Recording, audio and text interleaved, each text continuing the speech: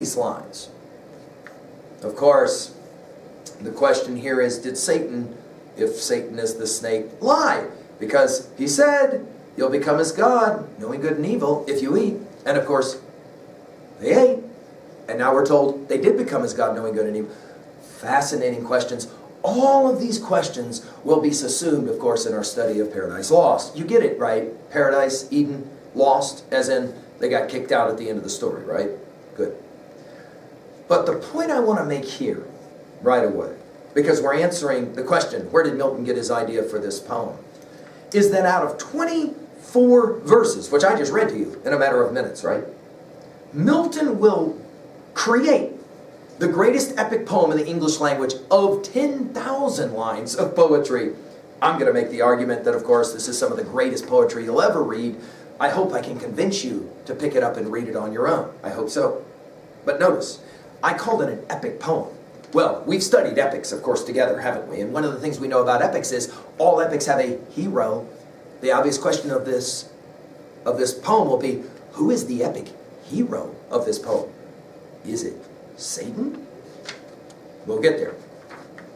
Let's do some brief plot summary now. This will not take us long. Of course, we're going to cover all this ground again. You got 12 books, easily divided up into 4 books each to give you your 3 major parts. Let's go through it really quickly. Part 1. Books 1 and 4, 1 through 4, I'm sorry, which will do several things. We're going to introduce characters, especially Satan, and we'll ask, is he the hero of the poem? We're going to introduce settings. For example, we've got heaven, we've got hell, we've got chaos, we've got earth. We've got these different places where the poem's action is going to be taking place. We have conflicts that are set up as well. Introduction of conflicts. For example, how will Satan respond to being thrown out of heaven after a major battle? And then, of course, he will want to try to somehow overcome God and beat God. And the way he's going to do it is by maybe destroying God's creation, new creation, through the act of disobedience. Book 1, we got the fall of Satan. Millions of his followers end up in a place they construct called pandemonium, a word that Milton made up. Milton makes up all these amazing words. Pandemonium is one of them. Another word is hubbub. He has all these amazing words. We'll see a number of them as we study. In book 2, we've got a council in hell. Satan will decide, I will not give up. I will fight God back, and I have a plan. I know I'm going to do it. Book 3, we've got another council. Oh, this time not in hell. We got it up in heaven. God, fully aware of what's going on, lets everybody in heaven know man is going to fall. We need to somehow find a way to redeem man. God's Son, Christ, of course you understand Christian theology at all, you know about this one, will decide, I will be that sacrifice, etc., etc. We'll get into this. In book 4, finally the introduction of our human characters, Adam and Eve, in Eden, where they live in a garden. It's beautiful, idyllic, it's perfect in every way, right? Of course, Adam and Eve told no fruit to be eaten from this special tree, this tree of knowledge of good and evil. And then at the very end, of course, we're going to have Satan's journey, the Odyssey. We know that about epics, right? Through chaos to Eden, but ultimately driven away by the angels who are kind of guarding. Part 2, books 5 through 8. Unbelievable number of epic conventions will be introduced here. We've got an angel named Raphael who's going to come on a mission to Eden where he's going to warn Adam, you've got to be careful about your woman. And this is sometimes referred to as the education of Adam. Adam will learn about Satan's fall, right? That is to say, thrown out of heaven because of this fight that's going on. We'll have to point out that one of the things that's interesting is that if you pick up, for example, the Bible and you read it and you ask about Satan, you're not going to see a lot of comments about Satan in that Old Testament. Greek influence will begin to obviously come into play in that New Testament that's written, but very little is spoken about Satan, and especially this notion that Satan begins in heaven, is cast out of heaven. Not very many passages here, a couple in the whole Bible that will talk about Lucifer being thrown out and that kind of thing. But Milton obviously is going to make this a huge part of his story. There is in heaven, a battle because Satan refuses to bow to God, and in the project he is defeated along with all of his demon followers, and then into hell they are thrown. And all of this Raphael will share with Adam. Adam will admit his uxoriousness, that is to say his extreme devotion to his wife. He will say, I'm totally into Eve. I'm a little bit afraid that maybe sometimes I kind of let her have her way. We will point out, of course, that in the end, love by Adam towards Eve is going to be the reason in Milton why Adam will actually eat from the forbidden fruit after Eve does. He realizes that Eve is jacked and he wants to stay with Eve, and so he participates in the eating of the fruit. We should point out, of course, if you know anything about epics at all, you know about this notion that there's going to have to be some kind of tragic flaw. Is Adam the hero of our poem? And therefore, the tragic flaw, the Achilles heel. Can we say that after our study of course, Homer and the idea about Achilles? That Achilles heel, that is to say that the flaw, the hamartia, if you will, to use our Aristotelian understanding from poetics, is that for Adam, he loves his wife, Eve, too much. Raphael's narrative will continue. He will again discuss how Satan fell, the war in heaven. For Milton, war is always related to the demonic, the satanic. And then finally, we gain Milton's, kind of start to see Milton's strategy in these middle books. A balancing, a contrasting, when he starts talking about war in one book, in the next book, in the narrative, in book 7, for example, we have the creation narrative. So you have this unbelievable balancing going on. Finally, the last part, books 9 through 12, the third part. We have the fall of Adam and Eve. We also have the restoration of Adam and Eve, as it's sometimes referred to. Okay? Eve telling her husband Adam, I can go off and work alone. I don't need you here always looking over my shoulder.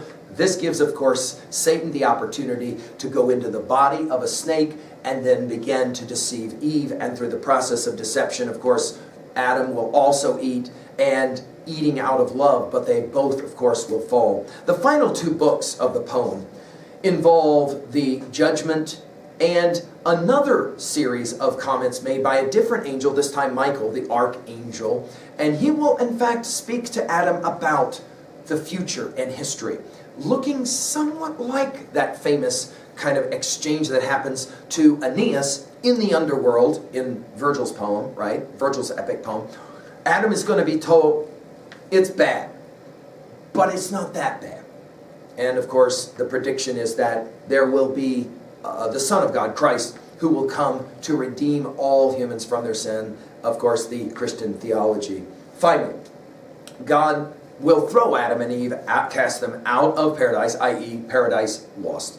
And we will see them leave at the very end of the poem, hand in hand. They are estranged after the fall, but then they decide, you know what, the only way we're going to get through this life is together, and so they leave together. We'll be asking, of course, later if this is one of the greatest love poems of all time. It's an interesting debate. We'll get into it as we study the poem together. Now, that's the plot summary. Let's finish by making some observations about how we will study this poem. There's so many ways to study this poem. I'm going to direct our attention at 3 perspectives, as I will call them, as we look at the poem. 1, we're going to look at the poem as a literary text. 2, we're going to look at the poem as a text of philosophy and theology, what we call theodicy. Finally, 3, we're going to look at the poem from a political perspective. There's clearly a psychological analysis and study that's happening for Milton, and there's a sociological one as well. We'll have, just now briefly, we'll kind of break this down. The word picture that's often used, and I like it, so let's share it, is that reading Paradise Lost is kind of like watching one of those guys over in Vienna, for example, playing one of those huge church organs. Do you know this? Have you seen this? Google this if you haven't seen this on YouTube. It's amazing. You have the keyboards, sometimes more than one, up in front. The hands are playing. But then down below, you've got the feet that are also moving. Dude, it's kind of like, what do they call that? Patting your head and rubbing your tummy, or rubbing your head and patting your tummy, however you see that. Right, doing multiple things simultaneously. This poem works symphonically this way. And so, if I can, I want to try and point out some of the ways that that's happening as we begin our study together. I hope I can do that. Well, from a literary perspective, the 3 perspectives. The first one is literary. Let's say this. It is an epic, but we're going to point out that it's an epic written in a very particular way. Now, when Milton republished the second version, he wrote himself a little brief introduction that I love to share because it just shows how right away Milton had an agenda and he understood language matters in this poem. He explains the way he chooses how he wants to write his poem this way. He calls it, in an introductory paragraph at the very beginning of Paradise Lost, the verse. I'll just read. The measure is English heroic verse without rhyme, as that of Homer in Greek and of Virgil in Latin, rhyme being no necessary adjunct or true ornament of poem or good verse, in longer works especially, but the invention of a barbarous age to set off wretched matter and lame meter, graced indeed since by the use of some famous modern poets, carried away by custom, but much to their own vexation, hindrance, and constraint to express many things otherwise, and for the most part worse than else they would have expressed them. Pause for a moment, write it in your notes. He says, I ain't writing with no rhyme. No need for it. I will write without rhyme, the way he mentions it already, Homer and Virgil. Already, at the very beginning of his poem, he wants to say, I'm going to rival something that Homer and Virgil have done, and I'm going to write in English, but I'm not going to write with rhyme. To continue. Not without cause, therefore, some both Italian and Spanish poets of prime note have rejected rhyme both in longer and shorter works. Here immediately we think, of course, of Dante in his Italian, right? As have also long since our best English tragedies as a thing of itself, to all judicious ears, trivial and of no true musical delight. Immediately we think of Shakespeare, which consists only in apt numbers, fit quantity of syllables, and the sense variously drawn out from one verse into another, not in the jingling sound of like endings, a fault avoided by the learned ancients both in poetry and all good oratory. In other words, he's going back to the classical tradition. This is huge for your notes. Right away, Milton is saying, I'm going to write an important literary work, and I'm going to follow the rules of the ancient classic writers, especially Homer, Virgil, and of course even Dante. To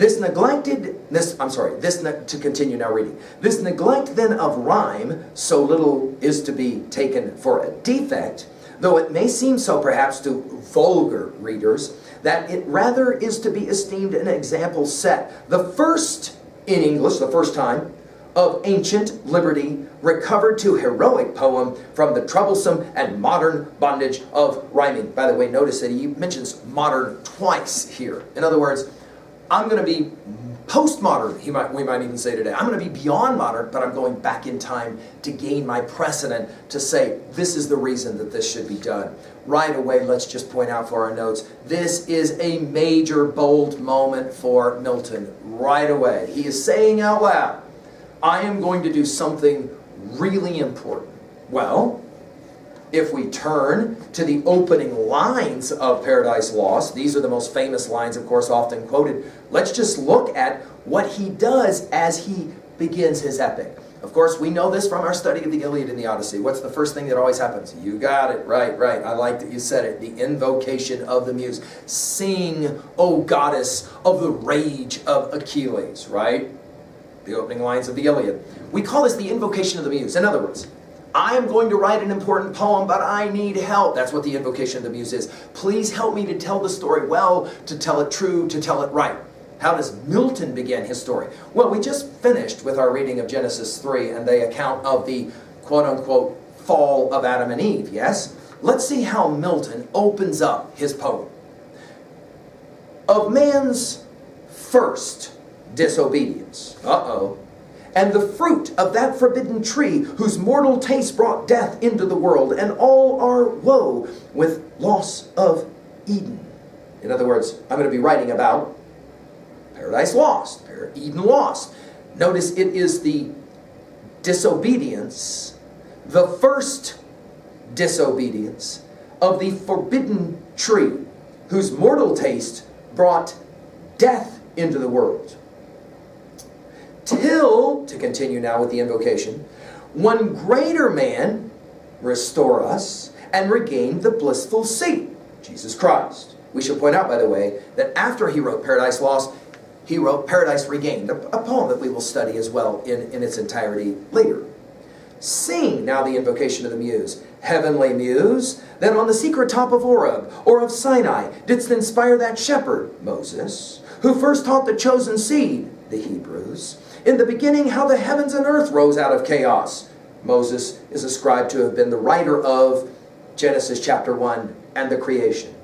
Or, if Sidon hill delight thee more, and Shiloh's brook that flowed fast by the oracle of God, the muses, I thence invoke thy aid to my adventurous song. He calls his poem, Paradise Lost, an adventurous song. It's important that he uses the word song, music. Remember, his father was a musician. Adventurous song that with no middle flight intends to soar above the Ionian mount. I'm gonna be greater than anything that the Greeks ever created. While it, his poem, pursues things unattempted yet in prose or rhyme. Whoa! Put her down right now in your notes. There's the ambition. I'm going to write a poem. No, I'm going to write something nobody's ever attempted either in prose or in rhyme. Whoa! Some have pointed out already, this sounds a bit like cocky. We might say a little bit conceited. We might say, Milton would say, this is my prayer. This is my invocation. I hope that I can do it. He finishes. And chiefly, thou, O Spirit, the Holy Spirit, is obviously who is asking for help here as the invocation of the muse, that dost prefer before all temples the upright heart impure, instruct me. For thou knowest, thou from the first was present, and with mighty wings outspread, dove-like satst brooding on the vast abyss, and madest it pregnant. Now we're going to get into this whole thing of these wings and all of that later. But now, the beautiful final lines. What in me is dark, illumine. Milton has gone blind. So we're speaking both literal darkness, he's blind, but also metaphoric darkness and illumination as well.